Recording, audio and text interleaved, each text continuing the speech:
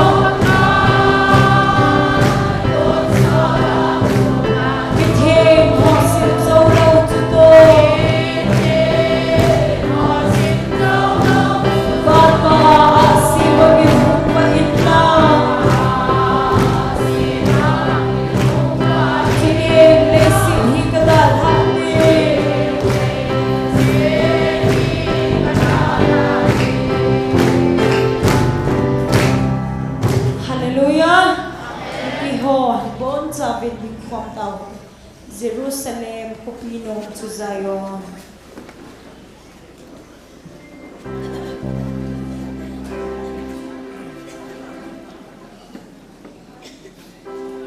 Hãy subscribe cho kênh Ghiền Mì Gõ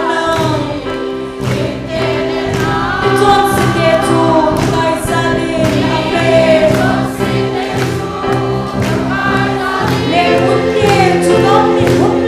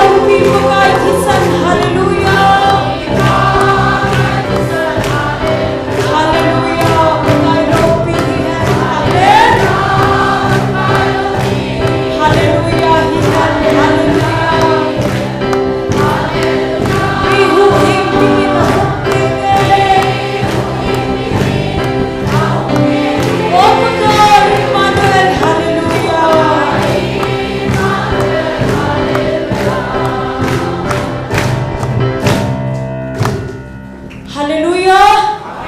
Tayo thai. Hadzong sen.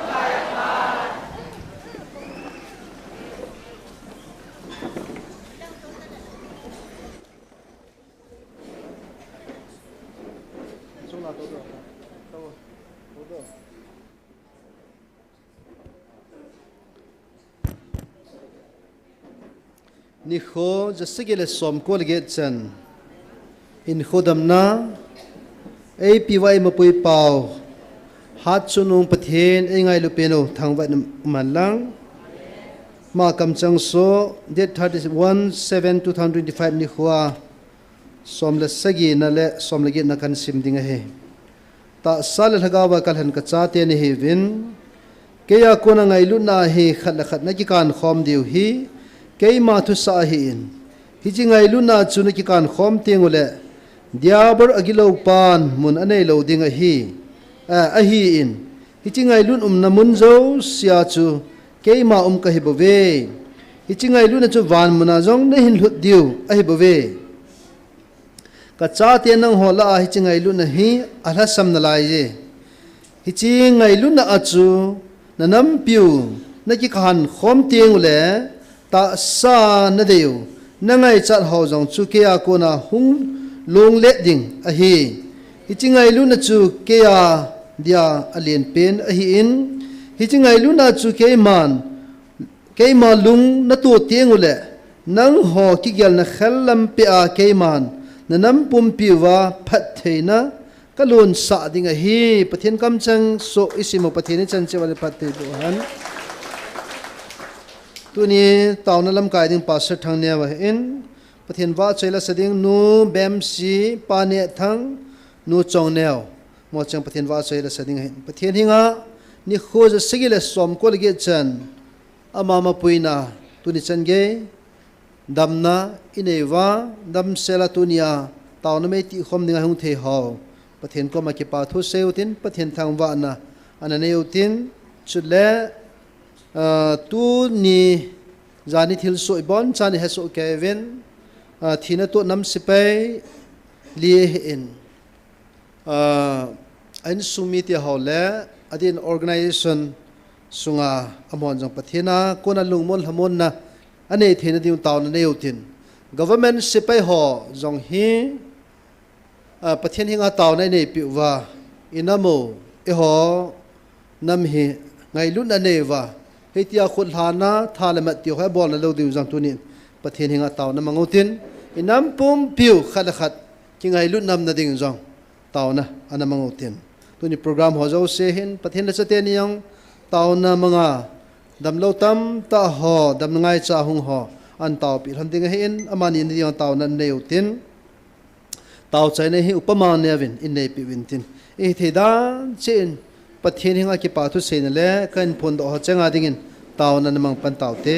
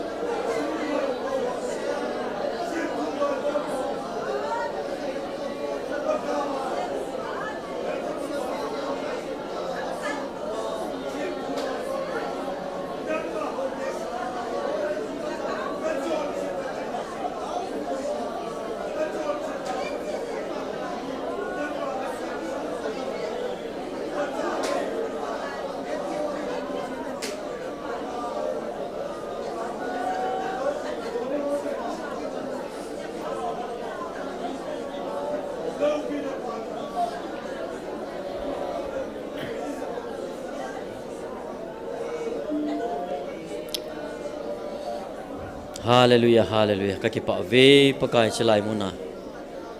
Nang man thupi nei ni jung sui ba celai muna kanampum piu thaleng adinga. Insung mi hizat ningi nei pui khom wa na anga kun khoma. Lagau mi litui khol khom dinga. Ningin mi hizat nin pui zi vin kakipa vinamin thing lopi ka hin thangwa ve. Zani ni khon pakai kanam sepe lin ai da la vin. Ima la kabol theipu vi hizong le pakai da la insung mi te ho lungmon al hamon na pe aloy pa to SONGPI organization ho jong lung liu lao lo be apakai nangin lungmon al hamon na pi din ko ma ka hin taw pi ve heje kanam hi khat ve kum le pakai aching lo bangin kalung aleng ji hijong le pakai nangin na cha na han na nam hi ta jin pathin thilung thil so ho jong pakai nangin nei hei tu pi diu zalin namin thilo pi ka thangwa ve hi ho so ting le pakai ka ka wa khet khial na hilowa Ada ha ho cheng nam mi te ho zo sen ki ngai lu na tha tha nangin nei tom jadi vina ko ma ka taw vina hi na la cha ho chilai muna ki mang cha zo sen nangin thagaw wa na sundim jing ding na ko ma ka taw pi ve tuni ni kho kin gon chom cha ki man cha na diwa ahong mang cha ding hilai min chung ding do ding na la cha zo sen nangin na din pi diu le do khang a to ho jang ka bon sa wa nangin nei pi diwa ka phat ho hin kai mo zo si za kaya na lung sin na khot tha ta kong thlan do so keva hiza na cha chunung ka pakai na za jesu mina na ko mang ka taw kho mo hi amen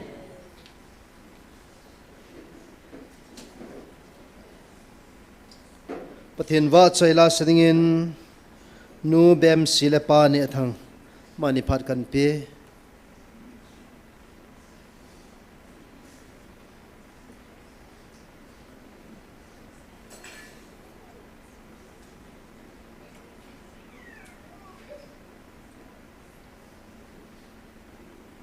Pani athang hong loham pani athang in sama santin man sa chai chai le nu chong nevin hin ban jom le ki pa mente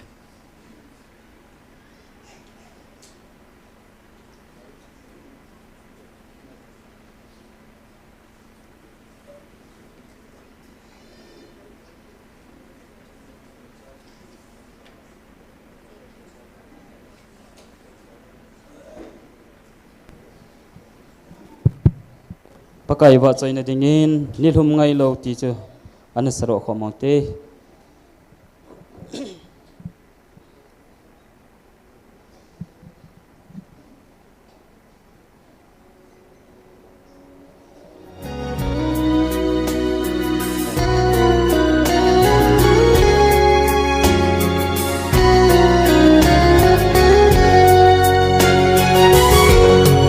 nilhum ngai lo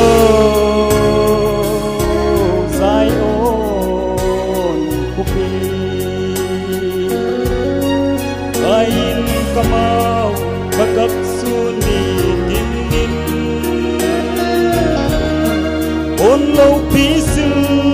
in leng in hasate Ya zong mun na tsuga matsun Kangai tabe Kangai tabe Amun lau pi hoi da dâu se sa yin Nung siết ba lal Krista mel day tu Lu kanong kanung Tham ba na ding yin A hoi da se so low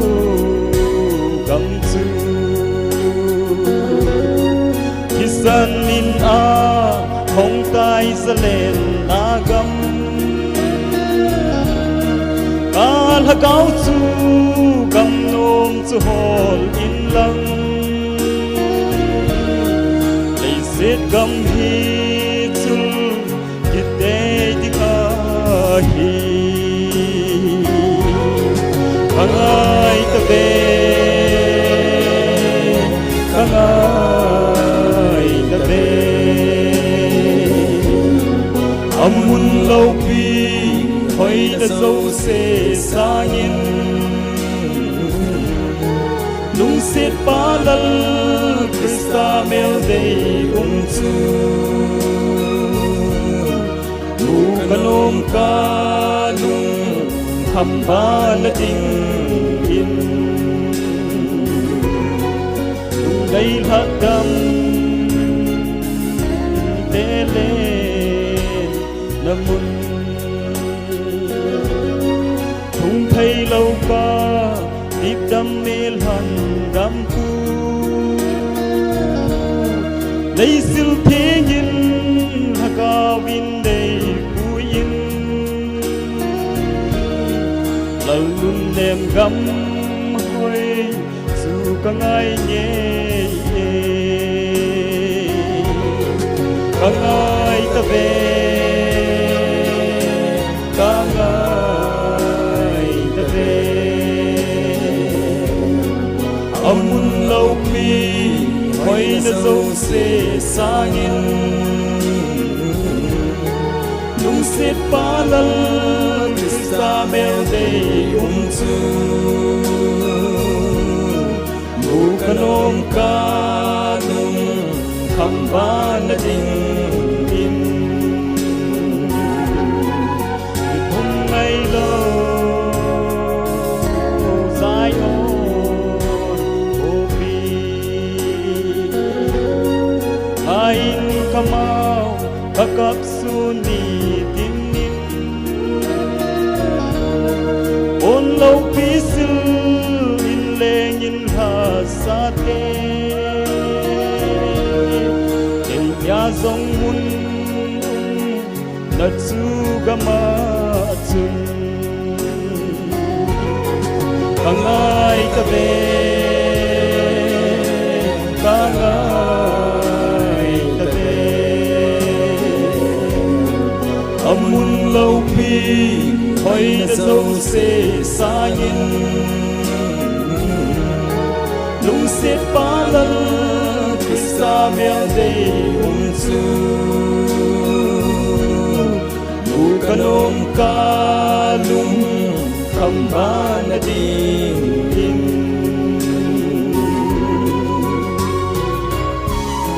Thế nên bọn cháu nên phát thầy bộ tàng cái bấy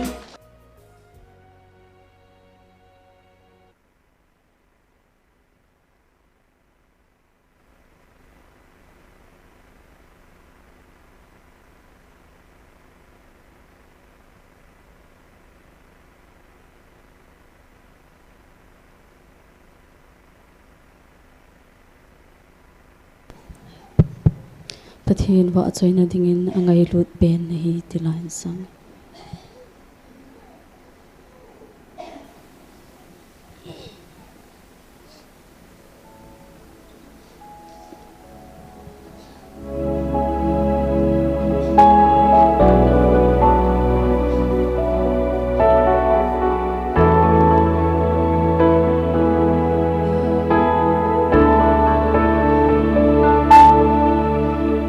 Panabay ka hitia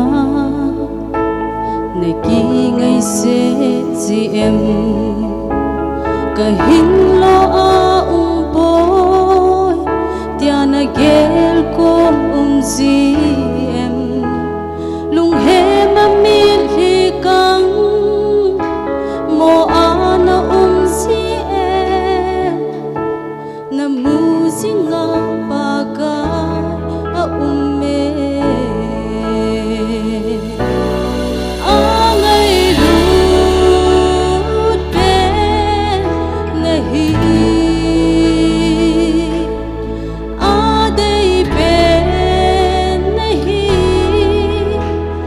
I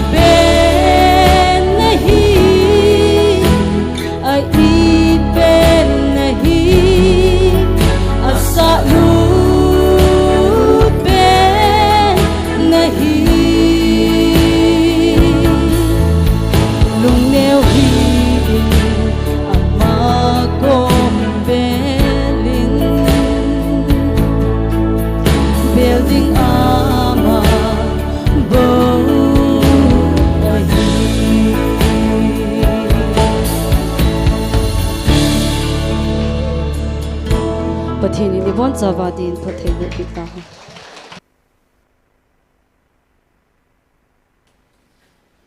Pathian va chai la in sa pi pa ne thang nu chong neo ki pa wat sa nen khun an beng ote Pathian va chai la sa jing ding man yang mang cha jing in tin phat na ban chal taw tin pasal thang neo taw na lam kai ding in phat na chai chan na ge ma Pathian ki thopi na puma phat mang nin phat pi ta ve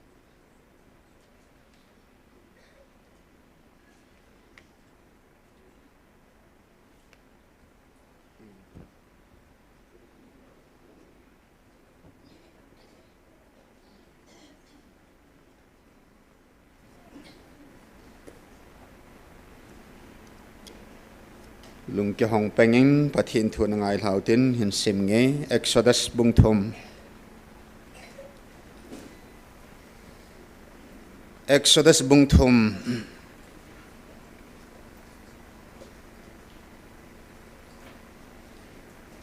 chang gu ma panin chun hin sim su nge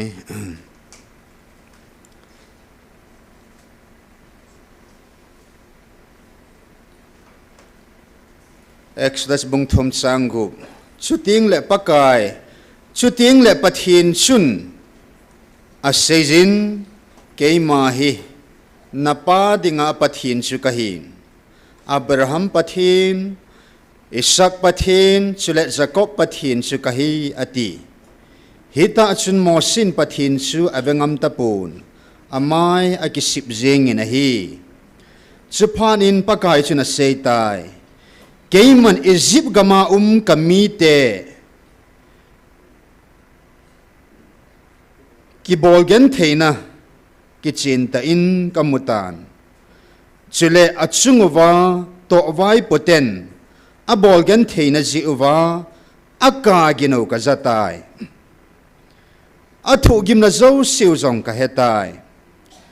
hiji achu Egypt mite khuna kona amma ho hu do ding le Egypt gam sunga kona amho hi puido a gam phatta le gam len ta huizu le bong noi luna gam kanan mi te hit mi te amul mi te perich mi te heavy mi te chile jebus mi te chena gam sunga puilut dinga keima hungkum la ka hi pakai zanen bonen dingote mit singoten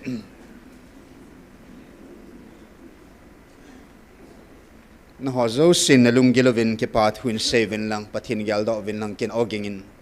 pathin nga ke pathuin seng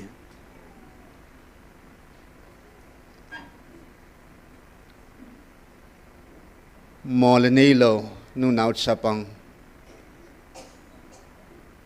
thisanin thu a seizingin kamel mate ho kum hizat government a kona các chân vô đinh họ rằng ấy chân sa thầy lâu vin dâu là nào ngân in ấy bỏ không vin hết cho dâu sẽ năng in về ngâm tập bộ năng bắt thiên hi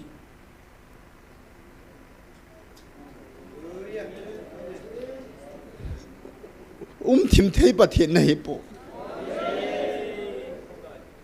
thu ta ngay loa chọn xịt họ này thu ta ngay loa dầu thế bắt hiện này tu ni NIKHO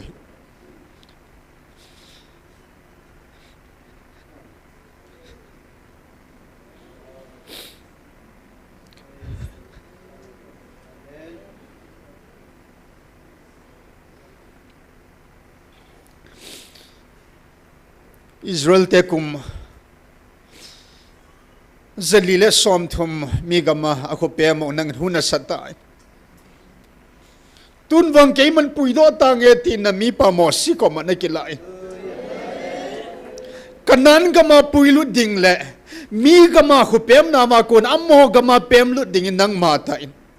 na lal to na dal hai na kum la in le na mi pa na ona za sa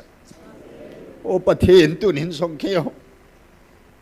no ni za sai lo hi leo sni pikati mong diwa nam khat ka tun ding teng le koi ma ka ngan se po kay mata kipat doa kay man kapila ka tunsihan at tine. O pagka nam kilung to lo te minoy sinam te michut phanam te hilay mo na kanam pumpiw hilay mo na tibukim lo ho bang beb kan hibo ve pagka minoy nung pen minoy sipin kan hibin mikitsim na kan hibo ve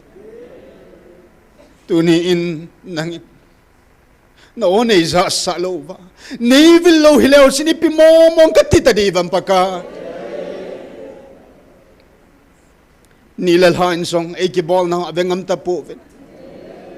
ni Pilipino ya ekibol kim na hosong o pathin ahing take it pot in song abengam tapo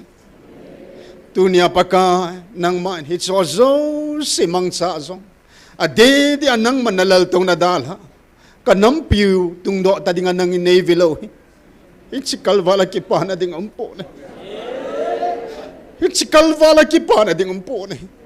na onay zasaba nevilo hikakipa be 7 kipa tu ka sebe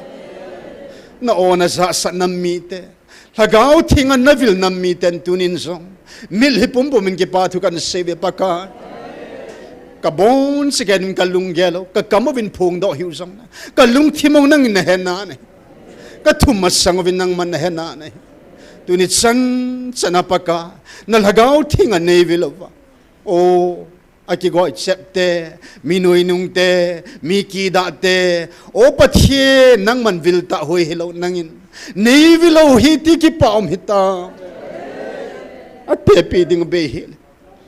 hitabang ngaylo na kipana nang mavil na katsan seven hallelujah namin ting kathangba ove na ona zasa nalhat sa tehon at sa tehon tupa tan kipat Hussein thangwa pumin Jesu manin kahong tao khomove amen eh na tao te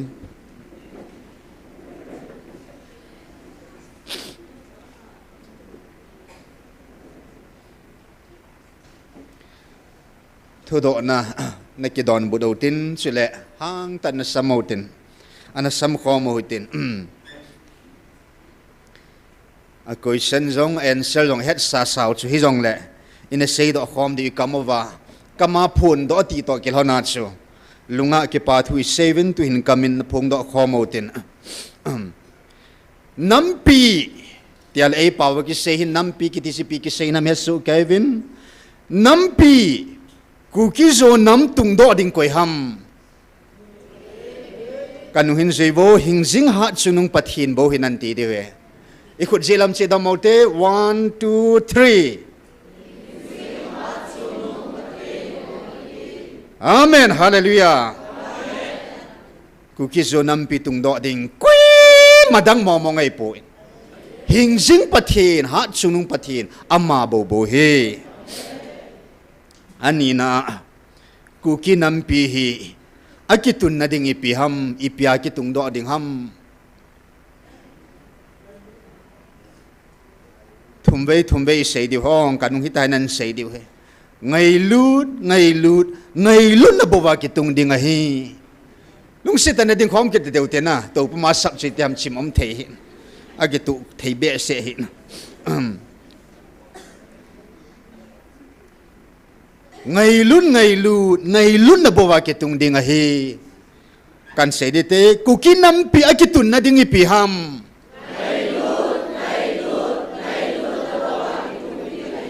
amen hallelujah ay athum na dingin lampi inational lampi sun ita sandiu chu koi ham hagaw thing pathin amma obo ita sandiu hi hagaw thing pathin amma obo ita sandiu hi in say kid vinlang kan do adiu nei te lampi sun ita sandiu chu koi ham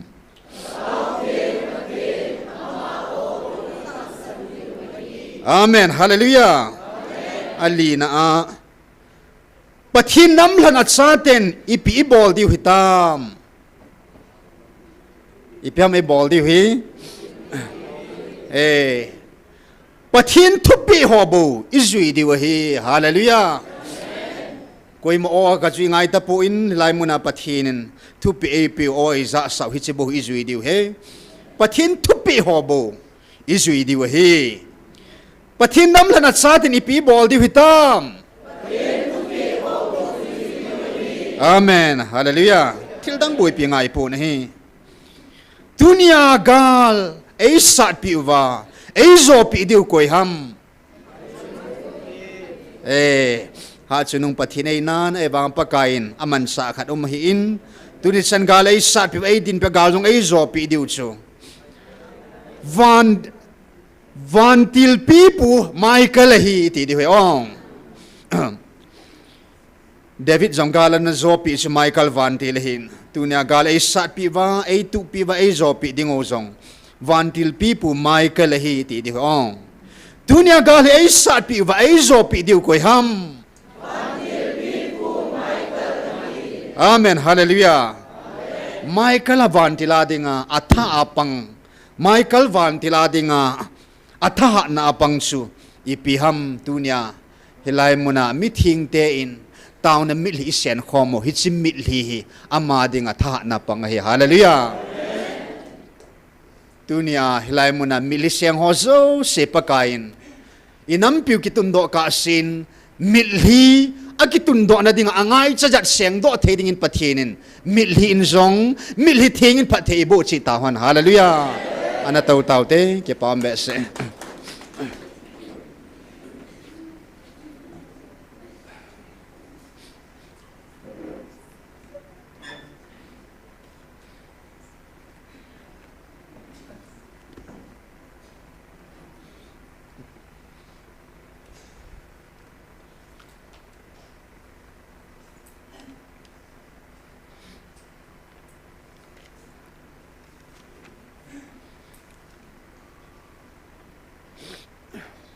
May 13, 2023 Pathin hagaw amma tan alal to na thieng dal ha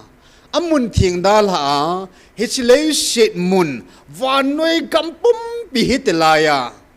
mun hizat la pathinin hilai mun hi o ki za na dingin pathinin ain lengtan hallelujah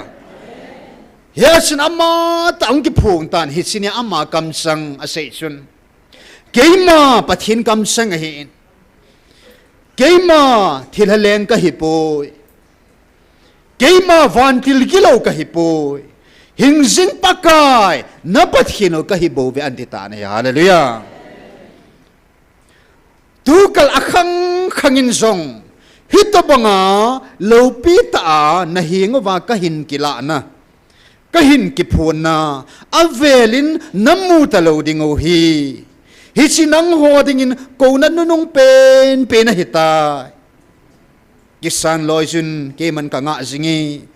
Itila ka koma na hong kit divem tin ka nga zing ove. Hong loy zovin, hong loy zovin. Hong kisan loy tavin tin. Pathin hagaw ting kamsang e hopi naw sa nahin. Lopi mo mongin.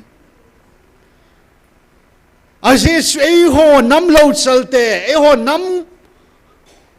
kita alote ehon nam kibung khante yang email matiavin ei noi sinahui ikibung khan jewa he email matiahui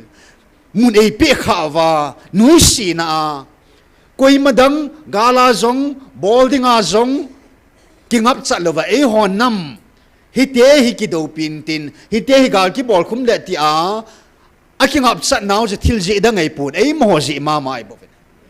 Koi madam ga ngolo di hilding ai ikibung khan jewa che noi siwa chance ala out diabol muni wa out so hia tunya ta salama chun meilei te khut noya hin akumin amo khut noya hin umta ven achunga chin India government khut noya si kidoven gam vai popa le gam pumpi vai popa noya nammi te ina hinalai jovine Thagaw lampang dola yung isayay zong le ehon pathin ka veti wang wahi van tilgilaw thagaw buho doy le ka ho kichip na beb siw in heaven satan noya khut noya I know heaven và nuôi lấy sự thân này họ gam vai papa lệ gam pum pia vai po họ nuôi à số sang in hiểu vậy ahin la pakai in ajo ai sei bang vin mei thai ho chaga ho nu nau chapang mit li ho thi san ho chu pathin avengam ta po in ikibon ho zo siu hi tu chunga jong chan an sei na in chirup van til hin ka van til chirup min now dan na don diwa kangan si hin ama hin na ven bit diu hi in van til gi na sukha na lo diwa ke man ka pi chi nei veti hallelujah inam pi diwa ei pi u chu ai le chirup van til tu chung in ke ko ma thu khat ông hiện sai thì cho na helai mona jong now te ho hi van list nu khu nào ki he ziu cho na thu pi ham pu ding khu na thu si mai na pu thu pa yong la pu lu ziu cho ai ta bang asama ko ma thu poding ki chu ta bang wa cho chiru van til tu chunga yong pathin ko ma helai pathin ko no o dem na do dal na inam pum pi vin I sei lo di ho tam ta I sei ho chu pathin ko ma ga lu pe ta cho pathin het thei liu ding aga phun do pa chona yang chu thil ke dang ta kha dei tin mo pu na ta kha dei hi naw kha dei ya chu sibanga chun dunia inamo gan theina inamo ki su gan theina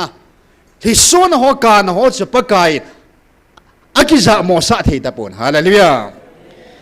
he chun tuni ni khun ei ho nam tung do ding le ei ho nam gar sa pi ding le ei ho nam mei lei te suayum na wa kun le satan sua inum na wa kuna acha hidinga la do ong thola zalen sa hiding in pathinin koi manwe im lo kalo kum ni hong wal ta na he hallelujah hallelujah koi mano mayong ki jong ki wong ta pon te anom nom gom han na ke wang kan nom poi na yong nom po na te pathin khut nuya bo ding than van ti lo nuya jong ding yong ei nai pon na adang yong si nuya huin I chung wa bo pathin bo ne ai la hitcha hin pakain ka ko na nung pe na ti hidip da mo mam so ai tan ge le hon pa mai dan nan su hitchi ya tu in ka tha be pathinin hitchi amma ta hung kum la a alaga wa evil na ho pi na lo pi dan so na ani sin gi gel do jong na atuma chu aman lu dan chu kalung sunga hi gel do tha nai pi chu aman lu dan chu vonui khang tu sima jong anom khalo khang son khang som zo tang le kit talo ding tu lai ta hi a hing changa pathinin a o ta ila se lai ta wal hamun dinga thagau thing hamun saung kum la kalwar ke pa de umpu ne kui machana pi thailo gal lai ta hi si mel mate yong si hoto te dinga alle thuma hat zo tam zo hin lai hi cho khuna kuna pakan ei chu do wa kum hiti san satan ki chim na nei nammi te isan dingo go lo pi ta het pi zeva koi dam na kapuilu dam tia anaki gongal lai pathinin dunia mel mapa mu thailo vandil gilo ho song ei hen tam pi wa mina mu thei ta zong email ma ho mail hei tia ko na zong pathinin ei chum khan wa gam gi se khan pi hallelujah achom be apakain anamlan achamo mong hinaw ki cheta ei musao hi chi ko na nung pe nei tai thi so aman tam danan so hi chi ko na nung pen e ho nam pi ding ki se han lang le sum ko nung pen hu hi ta cho ala cho mangcha dang mangcha pathini nam pi ona ko hin lo chalung ta te hi zevin chun ina za thei povin in ki za mo savin ina don se povin achai na ke pathinin van til ho ngang mangcha talo ala cha mi him ho zo mangcha talo wa amma ta lagau thingin oi za te na ding wa lung hei te na ding wa amma I bel te na ding wa o e hung za sa wi tai hallelujah his ko nanung pen za sa nam na hi jin pa pathin na thang wa lo thei pui hallelujah mi am phachung nung hita hen pa kai na ko jinge hi chigal hi pa kai ka ngai lu ko na gal hi bo ve ti na hi ya him na thal mo mo nga hinge British te na sat bang wa ala galdang nang ta sa ta in sat bang wa chu ta sa ta sat ding mo na ki gunai na ki zum su te te ding ai na thal na him chun nang ma lang ma an ngat kha ding hi tu chung gal hi pathinin galdang to abang poin ka ngai lut ko na galai bo veti ta satisan pumomonga him la thalmang cha momonga im hinglung gelo ita sa hina ho zo si mangcha gali sa dingo pathinin hi chiding jun gali asimpu ne hita bangali makhuwa hun na ding zo nante pathin zala Israel te ho banga pathinin gamte bil hunwa ingundin zo tingo le pathinin thil lo pi ta man sa lo pi ta ingisem do jo ta sa ta isa na diu ni ko hum nante Emelang mite chunga pakain tu hi pula parai ta soul ke pat doin lang emelang mite gasat gam helin atin ku umi itamo mong wa puila ni ko jang patin an sim ding ai hi mi thalo mangsa hi sin ko yung hunglung ding ai emelang mite banga ikikut masang wa gal in bol kumova ai na thado jong ihebe ko hamna pula ni ko hunglung ni so patinin tu ya par hi gasumang ta na tini ko hum ding ai ngalal po ti hung ding ai na ahila tunya tu chung hi sigal hi so pite ho ai mo ta sina ai mo china ai mo ho sat na ai mo ho bo thei na ho ai mo kisuna him la thala ai mo lungchang lunghan thang tom zia gal hi ta sina na sat khai le na ki zum so te te ding ai tu sunggal hi ta sa dinga pathinin asim gal hi lo je chon nang lunggela na sa nai le pathin lunggel to ki kal dingai tan na nang ma ta salam lunggel le pathin lagaw lam lunggel ki do tu hin ki kal tu dingai tan na ki tu lo hil dingai na zo lo hil dingai he sun tu sunggal hi supite he tim lo yo sena velin he tim oten British gal banga ai lo gal dang dang in sat ho banga chu ta sat ding mo mangal ai po ne hagawa ngai luna milhia tauna gal sat ding he chil hagaw gal hi hallelujah ya chi lai ka hi tu ni sen gi nam pum piu he tim lo tam ta am na lai jin ai la pakai hin si ko na nung pe nei ta hi chi gal hi me hei te antil do oi za the na ding ova nam lo cha lung ta te je ba chu gal mo mong ke ko hanang le lung ta te je hung ke hewin te ti chu pathinin ai mo dung je kiu a het ja sa tham hi chu mi zo te ta banga ko lo pe chu nai su pi chi jong le hon i pi jin am ho lung ta lo pi che ho banga alat cha ho aman sa asyang aza the je ngo chu yo na la cho man sa nang ki za lo na ya chu tunya lungta te chu pakain gal mo nga hi ei ko hin hichinia pathinen kamsang ta e ho pinala wa kala do nompi pen chu ka sei ding thil nga au me tia hichini khwa pathin hagaw ma ta ei vil ni khowa thil nga ei sei pi u hi hichung chang thu hi avela hinegel do kit divin kitil khone divin kan sim do nomin kasay ding til nga ome akhat na nanamo na pathino kahin kay mabo nei ta sanun hallelujah asi santa san som sumal nei jong lewan van til kilo ho po na ta sanotin agambo na ta sanotin amolbo na ta sanohitin adoy ho adang ai lo le amihim ho anata sanjong lehon tu sunga pathin amma tain Israel ten pui to tu pe dan tu soman pe la tu pe masapin su Egypt gama kuna hin pui do na pathino keima kahin keima tailo pathin dang ompo keima bo nei ta san ati na vanoi khang tu simanum kholom zom kit taloding mei lei te ngam kum hi jar jen chen khomova tu na ei khan thingwa pathin chu hi chi pathin chu ama bo si ta san diu dang mo mong ta san ngai pu pathin dang mo yong om pun bel jong angai puin kun jong angai puin hi chi pathin ta be tu ni oi za sa pa hui ama bo hi ta san diu ta san tam ta ga nei ngai pun ama ji ta san ai hing set je ngai ya thil nga ai sepiu ke ma bo nei ta sanung ani na achun cái mình cái nó phun độ sa ho van til kilo ho kama cái nó say sa ho nagamu a thing lo cái mình có pi thei poi a thing lo to cái mà cũng thei poi anh này say pi uchi gam su thing ding thu ipi zenam tiai le but hin chu thing ei ji chun abu to am khom thei poi but hin chu ama cha thing ei ji chun chon sik to am khom thei poi ya pakain nagamo su thing ovin a thing lo to kom khom thei poi ani na chini khwai ni sei pi thu chu athum na chun awa mang ho tuni mo pu na ka pi ho achunga ka hagau ka koi ho zo sin na kel ngui ho awa mang ho chunga na mo pu na subul hitavin hallelujah athum na sei chu chu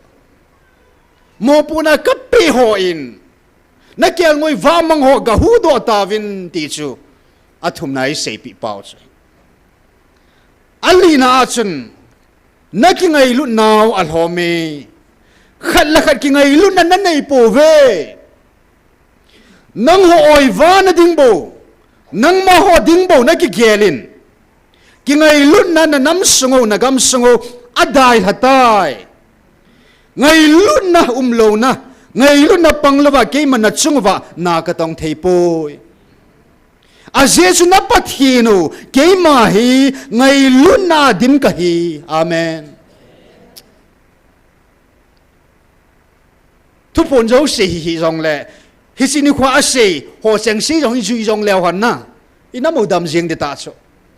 hi lai ông ki kim su ke ta cho nga bo se sia yong ha agop su ke ai tai anga na chun na nam piu dinga na tao nào ke man ka sang ta hallelujah ya pathinin i tao nào na san zala tu na evil mun tin gam tin na taun ho jo se pathinin ipui pau khan ni taun ho zo se pathin an sana tunia ata ita taun na sana la e vilo cho e tuni hin pakain e ho akuna ange nei ngai luna nei ta sana la hin ka thupi ho nin gam na kil handam na gam na kil handam ke ma nei kil handeu ham ke ma nei kil hanau le ke man ngai luna ka vil sing ding cái mà nằm mô hi pa banga kalun sa ding kilung khana ka pe ding vanui heda ka tun ding nei nagam na kilan olawang cái man hichigal hi na mel mate khuda ka pe do ding ta sat ta nang mo na ke sa dingo am ho nu ya su banga na lut kit diu na chu ting la na gan thei ting la na ka diu ngo ka ko no hi za ta vin na te ai na chu ting le cái man vil no na vil kit ta po ving ya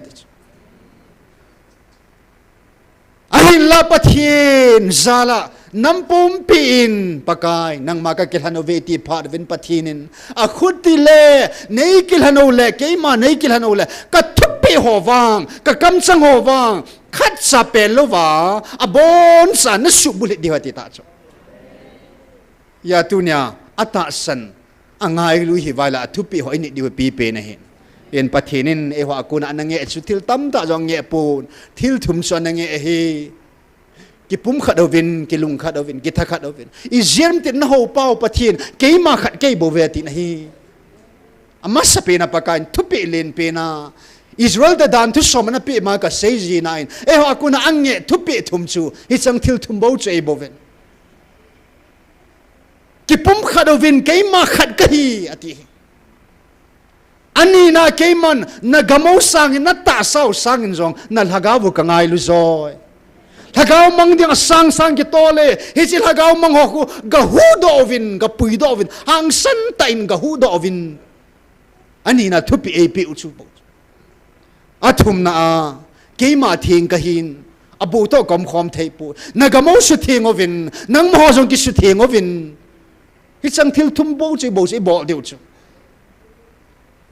hi chang ka thupi zo se bon na bol vai le chun ke man na namo hi vanui hera ka tun ding hallelujah na mel mate ho zong hi na su wa na kyang tu ne wa su ana na khu ne wa ka koi di hati chu hallelujah a khu tel hoi dang lang i bel wa hoi lang lang i su wa yuan chi ding ye si ding ai lo thing noi tha tha sim ding ki loi khom na tha tha sim ding pathin lampi ta lo pi chu Lampi chum be ta chu a center siutin a UN siutin a US siutin hoi lai chi jong leo han pathin ei ho bolding khulanga I sol povin khat hi vina ti chong a phung phungina changina ki khanovin a bungina changina ki khanovin salang noi lang tin na ki khanove na ho pau na tau na pau tuna na hung vil pau ke pathin khat se ke bo ke khat ka hi bangin nang ho jong khat hi vina ti chu ipi ha saumam ei ho tun na di hi chula ahin la tuni in isei bang oven in nampum piu kum azaza ani ki khantal sa ti tau te ani ki bung khan sa hi pathin tailovin gom khom thei pon te pathin bo na gop khom thei ding ya tunia avela pathin thu pi ito do na ding oven kilung khanal hagaw nampi ding na thum ki do tin ani na a chan pakain mi hem khat su hi cho apula mai ngai lu nai la chun a mel ja ki ngai lu the ai lo la supi sung khat ping hi ja ki ngai lu the khu sung khat ipin ja ho bung khat ipin a im khom ja ki ngai lu cho ai la pathinin angai lu chal hagaw hi cho al hagaw to ngai lu tha la chun ngai lu chu cham kem de cho na ti bu kim lo hi al hagaw asung wal hagaw ha ki ngai lu lo vai le ko he mo cho pi dinga cho ikingai lu na we hin la wat khano me ikingai lu na pau chu isung wam hagaw hi aman tam da nin hemil tawin isung wal hagaw hi angai lu ta ding gam sanga zong na ta sa sanga zong na building sanga zong na ngai lu ding hagaw chi na ngai lu pu nai en tunin hagaw mang ngai lu dawa inam sung mal hagaw mang zo se I hu do zong na ding vin taw ki do te athupi ni na hi I bol te ding athum na pakain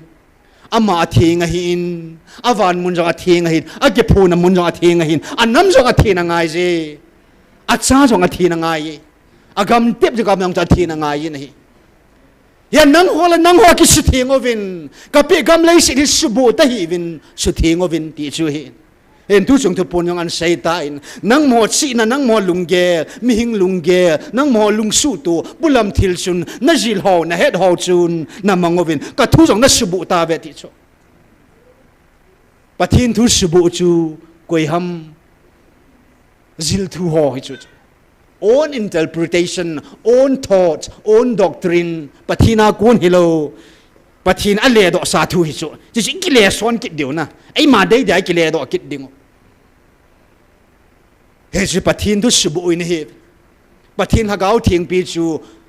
ko bru siwa ingo ki ta thila leng ngo ki ta ven na chong I subu ki do ta chu ita sang I subu vin lungelong I subu vin pathin thu yang I subu ta ven he chun he chi pakan chu thingovin ati e hi chang thil thum pathin thu pi thum e hwa ku na thil thum ange hi che e bol do te na dingo isu bul te na dingo vin nampi adinga nampi thu pi hin na ata san ho bo sen I bol ding ma se e pun na nampum pi pathin thu pi e piu Israel de dan thu soma pi banga chu e ho thu pi thum I bol te diwa nampi in mit chotang el bai tang nangong tang chet mo tang bol thei tang ngol tang ching tang ho tang vai tang gam dang a cheng in la hilai mun am cheng la chun hoi lai mun am jang la chun pathin nam lan tu chung awa za sa nam pau tho ho zo si chun dunia I badu I mo pu naw chu hoi lai mun am jong le hon hi chang thil thum chi ni te diu anam lan hi naw acha hi naw phot chi da hi ding ai ya chi athupi chu thum ho hi I bol do te na ding ovin tu hin nan taw ki taw te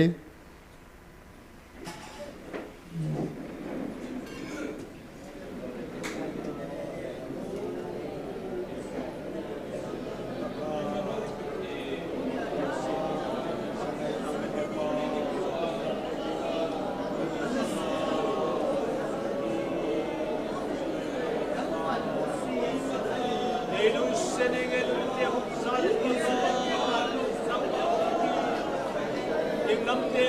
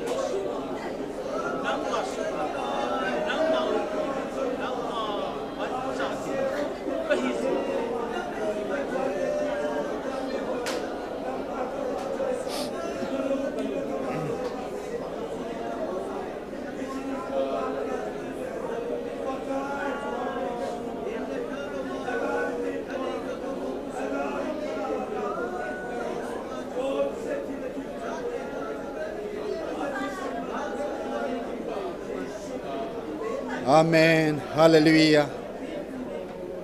Cái khel tị này lo hình dinh cái bao bát hi. Và nơi na pe na thu rằng cái khel này po. Dunia na kam sang nei ho piu rằng cái khel này po. Cái tao na ding va nei thu pe ho rằng cái khel này po. A Jesu cái khel tị này lo. Ai mà tị sana ding nang ma bát hi na hi je na min thing ka thang va ve. Pat sa ka hi na o. Na nam han ka hi na o. Na thupi ho zo si apot sit na ding kani do va ka to do va ka mur so the na ding ovin thagau thing nang ma ki thupi na ngai sin jesu menen ka hong tao khom ove amen.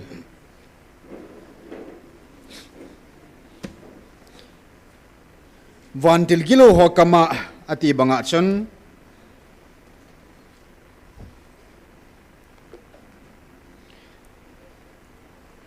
van til gilo ho kamzong anasim do kirotin mo kama an gisay do hong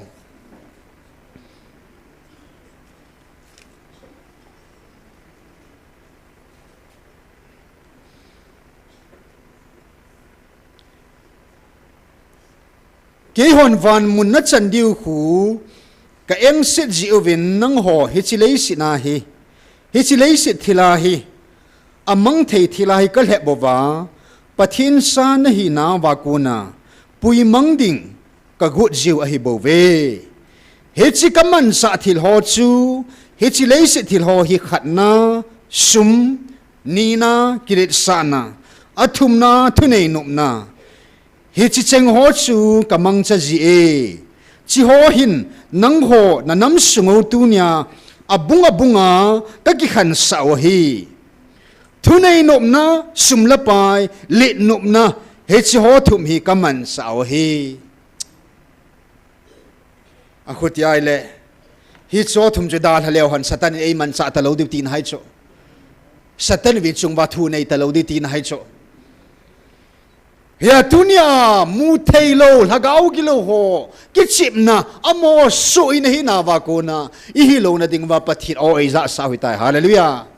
a thu pe chi bol vai le pathin thu pe chu melma pat alo ni hata hi veta a hin la tunin wang sidum ta in pathin thu pe pathin o zong he phanai lo za phalo ki za mo sa don selo inam sungwa inam pumpiu hi tuni chan ge ya van noya mihim khat sang om po na hi e honam ki thu pi ding vana zong leya zong om po na hi e holama pangding anom po ne alala tuni ni kho in pathin amma tain van noi nei pan pi hu zong le gam pum pya vai hom pa dei pan pi hu zong le gam sung vai po pa in su chim ding e go ngo zong le pathin ilam wa pan lai sen koi ma chan imai lo the po vinte hallelujah hen haman tuni chan gi hich ga rong im pakai amat e tu tang pi ta ven email ma ho a war code ho hichil hagau ga le izechun hichil hagau ga le izot thina ding ovin pakain mail ma pa chu apan sat dan le alung gel ho le alung pun hol aman cha ho zo si athugu zo si a secret code a war code zo si chu aphun do satan he hallelujah anup dan nan chu mail ba pa zo di dan het taw so na ipisinam mail ma pa le mail ma pa gal bol dan sa matan pathit e hil akamta asay do sata cho yan nam sungwa hin ke ho in na cha teo jong jo ka sai sa ven zo thu in nu la pa ka lep sa jiven mobile phone na sakau cha ni ke po hi chi mang cha na pathinu to su khan na dinga ke hon ka ha man sa pi pin hi chi mi him chi na ki sim chi hati ta sula na to ang inam sungu subui na lai chi cho leisi thila yung aman sa ola pang hi chu chi chu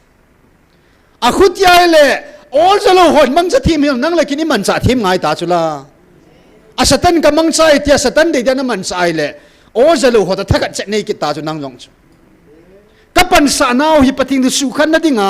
time pass patin to khan na dinga kaman cha pi pi no hi atai le het ngai ta chula na e no ki ven ngai ta chula man cha thim ngai chula in na suman sa ng tam zo kay mo dia na man sa hi in ati ta chu ahin la hi si mobile long chu amang cha thim ta dinga chu ke ho ai tha thei nau chem zam he ti ki hallelujah dunia pathin thil zo se simin chila chun mi min isim do om ki din china kun hong ki sim do la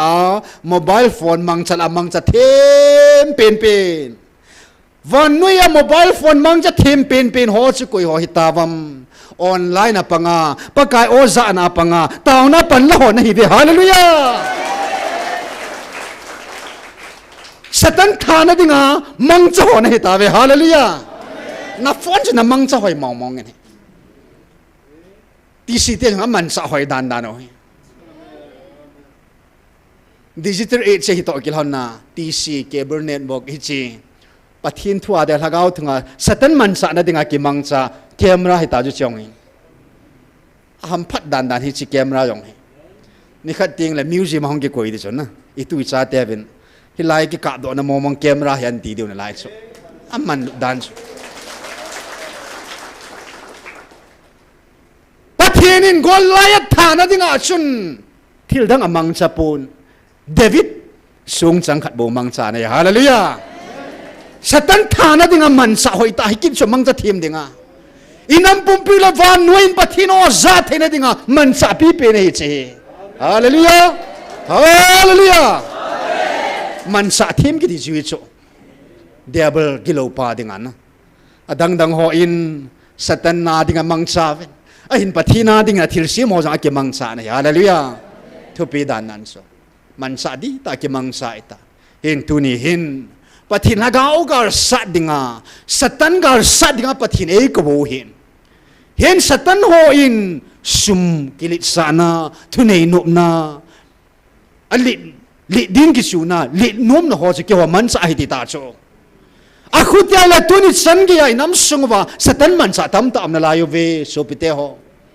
he chen tu nin satan lenga ma be na ding le satan pan sat na ho hi su be ya om the na ding in dunia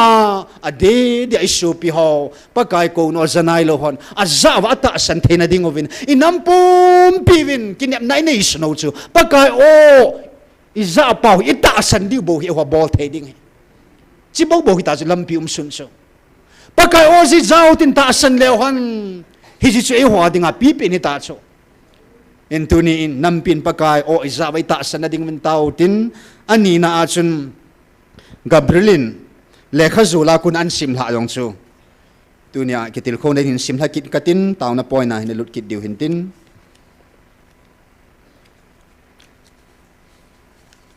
gabriel van tilin e ho nam pia dinga pathin na koi sa lekha zula e ho nam thulun ki ji chuna an sim do sa in hi chu tuna velin kitil khona nangai kidautin chong hi ke pa ne diu khadai je chun chong hin nungla ta dingi he chi nam mi te do dinga nam len ta hang ta koi ta bang aung ki pan au ma hi le amma sanga ha zo nam thum katun do dinga hi hallelujah khat jong hinai lo hiong thumin a lai cho asi ma ko hi kin amom ji dan dan hi ong tu ta chin gabrielin le khazu la hin soin a hin lamin athu pi dan na minin kimu thei le as nu than ji zo choi he chi thu pha chu anam dei han ti ading a hi he chi thu hi ka hin pu hi hallelujah khatna nang ho pathin adei han nammi te na hitawin iti ham pha na hitawem he chilei sira golo ding zong na pi ovin tun sona ama ko ma dinga alhan do chan na sa tawin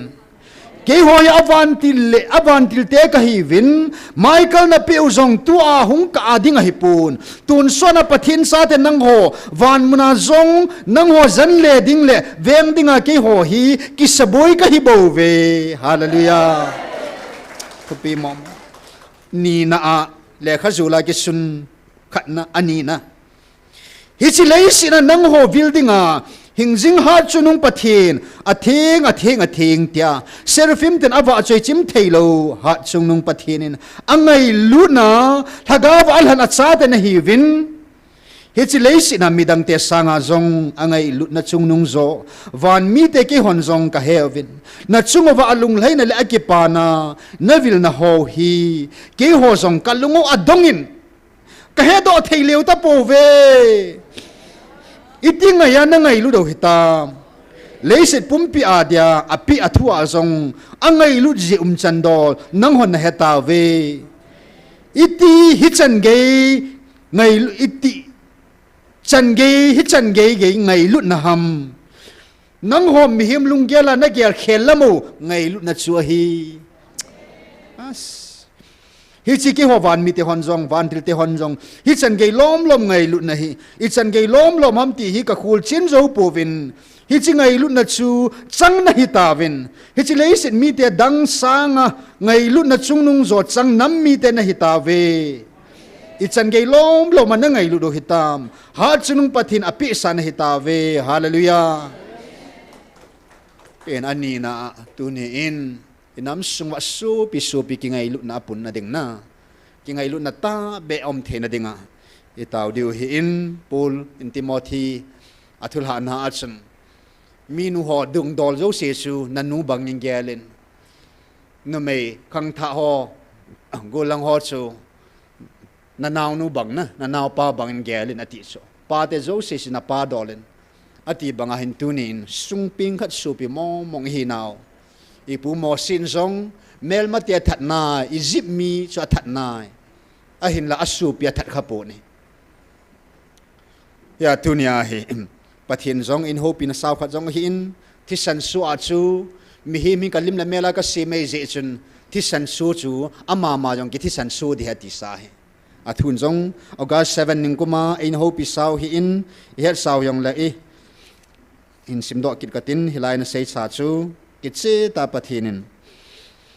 Genesis bung ko changup na in hope saw ata san ho Genesis bung somila sa ga in hope you ata san lo ho Genesis bung ko changup ma hin hope saw nampi di wa jong na pe hi in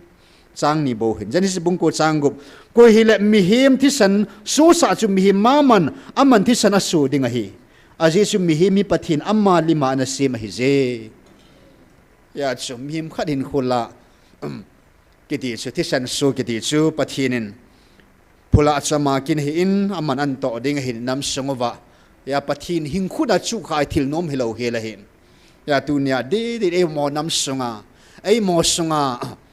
ki ngai lu na ta be su pi ki ngai lu na ta be salang lang ki ngai lu na su pi khat mo mong hi naw ki ngai lu na ta hi mo si zong izi mia thai na jam po in asu piteni kidal kinaso apo ai lebo he cha cha su piteni zon an thet an hot kid a hin in tunia su pi ki ngai lut na hi ki pum khat na hi poi mo mong a hi in ya acho inam pum pim pakai o za the na ding oven tau tin chile inam sungova su pi khat hat ki ngai lut na ta be hi ho bung khana kai khom hena ho bung chum chama kai su pi hi zong le ke no nuya su pi hi zong le non eso nuya hi zong le UPF hi zong le koi hi zong le su pi khat mo mong hi vin ya su pi khat hat ki ngai lu na ta hi inam sungwa inai ta the na ding ovin ngai lu na pathina namu ka tun di hati to kel honin ki ngai lu na ta be ki hom thona ta be om the na dinga hin he chi thil te ni ding chun tu hin na taw ki taw te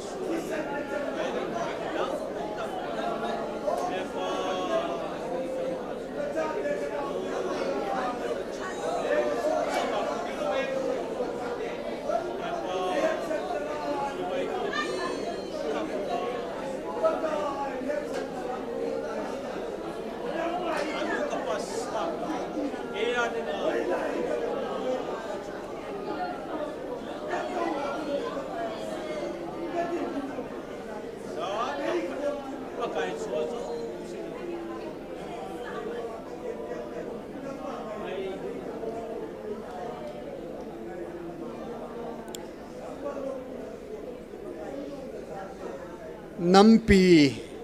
na ona sa tunit san gya ta san thail hon ta san the na ding wa alung ko do na hon pi na ding le ngai lut na kana mo na tun ding na dinga pakai tui pin tui khang len achup banga tunit san gya na ngai lut na pum het nai lo kanam sung wa o ka su pi ho lung gila Christian nang ma mi ngai lut na azau ji asau ji asan ji athu ji agil ji a het chi na ding wa ka taun ho ka thum na ho e ngai lu pe no ka pakai deita jesu menin nei san pi win amen hallelujah athum ve na ding le chai na ding in analu lo tin tu hin van til thing ho helai muna pathin mun thing ai han piu hi chimuna isu mil lo na dingo le e ho jeng ki til kho jing na dingo I het do jing na dingo win in sim thakin ka tin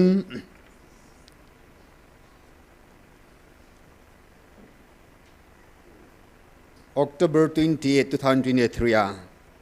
Gabriel van til thu hin pu piu chu hin het to sa thil thum ka hin pu e ke ho pathin lal to na anga amaya bo khoma avantil hon adei sana hichlai muna ke hon jang tha ka nei zo ve nang ho na pathino umna muna ki khom ho dinga het tu sa thil thum ka hin pu e khatna hichlaya na pathino chena le avantil ke ho umna mun a thing lo ka dei pu ve ni na pathino thu hing athu na pi u khu na ki khan pi lo diu na ki choi jing diu hi thumna lung thing ta taw le taw lo lung thing ta tong le tong lo ho velhat jing dinga na pathin ke ho ai ngan se jingo hi wantil thingwa mo pu na chuna dunia hin na le khabu min ki sunding amin sungding hi chi ho bet tu sa dinga ha chunung pathinin thupulya ke ma ai ngan se hi hilai mun pathinin tu chungjong an seita in kamun thing ka ki phun na mun hi chi sumil hi bevin hedging of in gel do sing of in atin hallelujah gala kona ei hu do wa thisan swalun kang sa ding sahim bang lung changpu sahim ho melmate am ho in ninini thuma thisan suwa tha simin alun kang sa ding hi sahim kam sunga kuna na hu do pau na pathino ona za sa pau keima ha chungnung pathin keima nei sumil hi vinati gel do sing of in lang kam mun thingong gel do sing of vinati e chin hichimun pathin nam pum piu kitun do la ding muna eilhan piu hichimuna he e hon jong tunia gar sat hi vin gideon jong su sang som thum sipai an ki pui pathin anom de pu in sang som ni anung sol tain sang som la ki hang in le a chai na kya chu za thumbu ki hang do ta chu hichibanga tunia nang la ke jong hilai muna ta ho zo sin jong gideon la sipai za thum na zathum la ji pan kha te ni dinga pan la ki do ngai so is amun thinga thupi izui ding ova van til thing ho angan sa vet tu sa hilai muna hi lung thing ta taw la taw lo tong lo ho jong chiong le kui hi hin na le kha ba min ji lu the ham na ti hi counseling ke bon tiong le van til hon mo po so na alung sunga vet ba ata sana lung hei na vet ba chidung ya ji lu jiu hin thilo pi mo mong hin sila thing lo mo yang ka dei po vet ti hin na hilai mun hi hi achu hi chi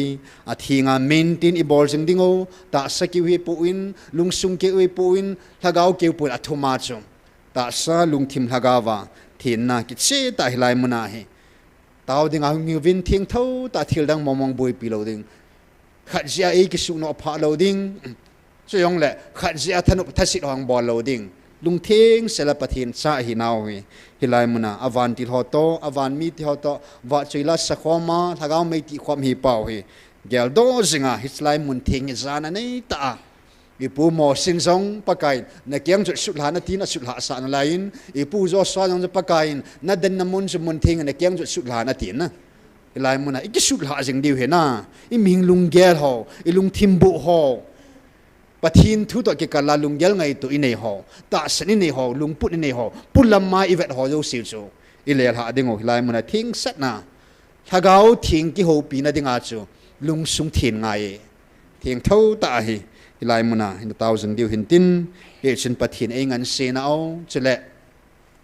May 13 hi chini khwa pakain tauna in hil sama mau hyong chu avelin kitil khona ding win hin sim hakit katin siêu tiền lại na tao để huyền tin hi sini khwa hong ho zo se aidin sa ta vin dingovin tu hin mo pu na kat sange ti zo sin dingovin a se ding zo se chai an sai zo vin thagau thing song tao ta in Roma ivat ho imu ho banga Bible kati thagau vin e hoding say thelovin a kap kam peng panga taw ta ve ti sana tunia e ngai lut na danos e taw pi nin zina lao cho minu mi pa in acha ding a taw banga cho lagao thing in e hode e taw pi sing ve hallelujah he sini khwa sin taw ti dan e helovin sei ji ho taw ti dan a hil bangin leya len line e ho nam jong e helovin mo pu na ka chingai ti zo siding ovin tinan din satan na nung set ta in missing ta diute lunggilan chikan sim ha sunghin anangai ke dautin mo puna ka change ti zo se dingovin din pumin amanunga ki zuin na ke taw khome e hil naw taw na kam sang chu ka ki pa ove pakai nang ma ko na ka chan thei ji un nang man ka nam mi pi te wa mang ho khu nang man na hinga kapui lut ki theina diwa nangman mo pu na ka chan the zin ka ki pa ove pathin ka hin thang wa ove nei pe banga na mo pu na ka chan na ho hi tong la thei dingin na lagau thingin nei pan pi win jesu menen ka tawe amen e an ha taute he jesu e hil now a hi in ya tunia lagau gar sa dinga pakain e ko now tauna gar sa dinga e ko now tu chunga ki paum ta ho that so ho chung sang question tu do tam ta anom jong le khalani cha phunin ibola do sa sa an sei sa na vel do hom atin ai wa tu chunga pathin na an to ta ki tu kha ji chun 18 October 10 2023 ni chun hi chi thu do anakinein hol hat sa tu chana ata san thailo ho iti dingo hita na thagau thing tu pona anaki dong hi in an don but na chun ata san lo ho chunga keman kana sei sa hitai achung wa kal hagau ka koi lo ding hung godiu a hi anei lo ho chu kila pia ata san ho chunga keman ka koi be ding a hi hung lung wa ding a hi ata san lo ki hi na ding jong anai tai ata san lo chu ke ma phat the na a jong ki hi ding a hi ngai no mo mong na en pakain engan sin hau tu ni a ta san khat hi na le pathinin alhat sa hot sunga koi thagau cha la do a hilai mun ata san ho le me thai hot sunga pathin thagau koi tai hallelujah yes alhagau e piu hi ve kan ding hin ve pung ding hin ko no zalo ta san lo dem do dala talen vui mang ho tabang hi talo ding na e ho bang chun na talen vui mang ho tabang hi lo ding o ve kan ding in pe be na pe na lai de hallelujah he hin tunin pathin mo pu na ei pi ho hi changa hi in hona hi in de da in sunga hi in ei ma chia pathin na sei banga masan nang ma ki zovin ani na in sung athum na ho bung joting na nam sung na nang ho nam ki wa ding ei pui wa nui pum pi chan ya jong mo pu na ka pi ne ve ti cho ai laung ki pat na ding nang ma cho na amasan nang ma na ki zoding nam hing lunggel na ta sa lunggel asang zo si abu zo si su na su thing ding na ki thing ding na ki su nim jing ding na ta sa hi na zo si su chut pha na nei ding na a hi chiu ting le nan zo ting le na in sung nan zo ding na in sung pathin thai ding bang na ji na cha nan zo zo ting le abana ho bung an ti na chi ho bung a chu to chan bana nan zo zo ting le nam sung ati chu nam sung nan zo ting le van nu ati hallelujah he ji system chi to pe ding hi chun pathin ei ma me mal cha mo pu na ei pi ho hi I chung ba pathin hagau koi ta in hallelujah na sung ba ka pi hi ka koi hi van nu ya pa sang a chung nung zo he de hallelujah en san khat so ai kunung jong la detail hung ki sei nan ten ya pathin san khat ama pi ka chan na mong ki che ta ke mu na mu na yang ai feel sa khat cho zan khat pathin pi na pakain ka sunga na hi ai ti nei pathin sunga na minun na ovop ko asul ha zo sang anom zoi so na vop sung ko abit dan ju ka tin na abit dan ju ka ti achum hilo be so asunga na ovop ko ai lo gan sala kangaroo ti hoi ho pa big sei de tam na kangaroo ho bang ko min ana ko no ko na asunga phata ku cho bom nei cho na bu nei cho se banga tu ni pakai sunga jing diu hin mundang mo ma po na ngai po na even nis pun thim mei ven ati banga chu mei ding ai bo ati banga pakai sunga male no pen hallelujah mundang to ke bang lo hin na ya tu nia pakai kung tol sunga kha ji nu me sa oi hallelujah hi chi ilhun na di mun jang hetavin I pi bo di ki hetavin I chan di ki hetavin mingol ho banga doi nei lo tup nei lo ho I heta po ven hallelujah ki che dai ilhun na di mun ki heti hu ta cho en pathinin mo pu na ai pi ho hi I zon na ding ova ai ma chen a chai na dinga ina tau di hin tin he chi thu chi bung som ni la khat chang som thuma hin thu chi bung som ni khat chang som thuma hin gal ki sa ni khuwa man sa Adia sakol gun sa ki koi ahin la gal zona thei chu pakaya kun bo hi je hallelujah inam sungwa ta sa gal in zodiu lagau gal in zodiu I ka sungwa su pi gal in zo tho de hallelujah ipi zenam tiai le gal lal ngai lo zo pele zo ding pele zo jing jing hat chunung pathini lamba ba pangta nahi athil siam zo sil akidin te piding bay hill lucifer in alone is hello athil siam na hat pen michael van leidin pijing ove hallelujah nga mun ei sa pijing ove es lung neo lo hilal hagau gal hi sa jang diu hintin hagau gal izo ka seva pathinin gal man sa hoi ta ai pi wa a thu hi chim zam ai ta in a pathin thuing hi chule I tau nau man sa kha chmi li ai ta in chule lung thin ho hin thin ho hi in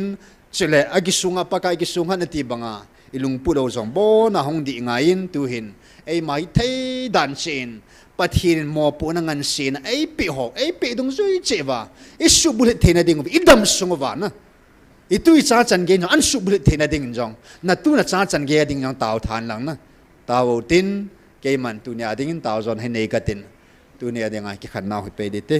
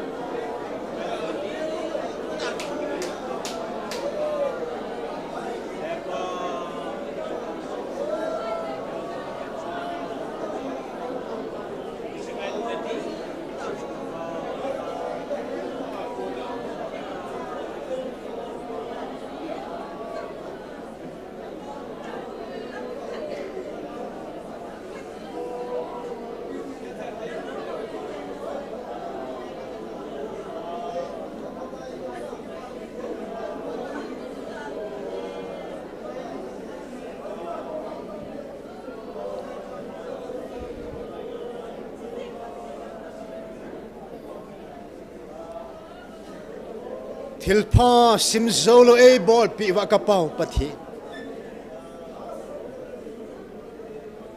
ipi ka bol pi wa ipi ka pe ding o na hi ta nei thu pi ho zo sin ni vingatin hagaw mang thai man o vingatin nei ngan sinaw hagaw mai ti kong jing o vingatin pakai ka tu ka chau khang son in song na phat na jong sumil ta po vingatin namun theng jong pakai ka gel do jing diu hi tunia na min zala ka hong tau khom na ho pha te nei zo sa na chung wa ke pa thu sein